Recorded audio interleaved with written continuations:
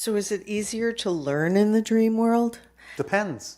Because one person was saying they would really like to be able to levitate things, and that they've been pretty successful at it in the dream world. All right. Well, again, remember, the key to levitation in physical reality is to begin with lightening up. I think that message was received. There is, in many forms of art on your planet, since it comes through the imagination from the higher mind, much information that answers a lot of these questions. And as we have said previously, and especially with regard to that particular question, you have a particular film on your planet that you know as The Matrix.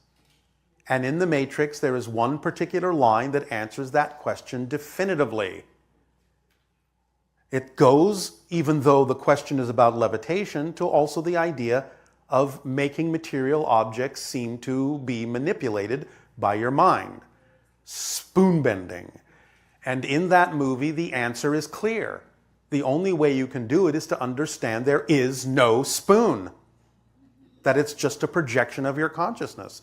So the idea of an object being located on the ground, and then the idea of that object being located above the ground, is just a matter of understanding there is no object. And therefore the idea of whether it's here, or there, or here, or there, or disappears from there and reappears there, or floats above the ground, is all about understanding that you are creating the concept of physical space and time. And that it's all about resonance, and that there's a different resonance here than there is here. So when you begin to understand that you're just changing the frequency of something to exist in a different frame of reference within a projection of consciousness that you're creating anyway, that isn't real unto itself, then levitation will be something that's normal and natural. Because you're just redefining its location in space and time. Is your ability to be able to, say, jump from reality to reality in such a drastic way, that would be dependent on relevance in terms of the theme you're exploring? Of course, it's always dependent upon whether that experience is relevant for you. So that's why we're not all just popping in and out. Well, you all are over the popping in place. and I out, but know. that's why not all of you have to realize it to the same degree. Right. Because yes, it has to do with relevance. Some things like that may sound exciting, but they simply may not be relevant for your life theme, at least not at this point. If they are relevant, and you are being yourself as best as you can be, then nothing will stop you from having the experience, because things will naturally unfold in that direction. They will take you there. Remember, your current knows where you need to go. So if you just live your life and follow your passion to the best you can, following the formula, then if the idea of levitating something is relevant for you, nothing will stop it from happening. The only thing that stops appointments you've made and agreements you've made is spending your time and energy worrying that the appointments and the agreements won't happen. So don't do that.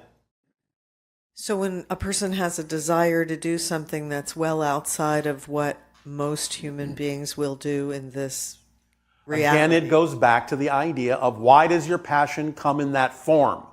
Never assume that the idea of the form it comes in has to come to fruition to give you the lesson you need. If it is going to come in that form, it will come. But never insist that it must. Otherwise, you're missing the point of why it came to you, because it may have come to you in that form for a completely different reason. Going back full circle, even to the idea that suddenly being excited about levitating or levitating something may simply be synchronicity's way of actually telling you to lighten up. And it may be no more mysterious than that. So it really is. It's so much about reading the messages that are sent to you by yourself and being able to respond to them in a way that shows you comprehend what's being given to you. And one of the easiest ways to do that is to let go of the idea that you know what it is the outcome should be. Let go of the ego's wants and open your arms to what you need. What you need will always come and will always fulfill you if you let it. It will always fulfill you. Always. So, does that help? Yes.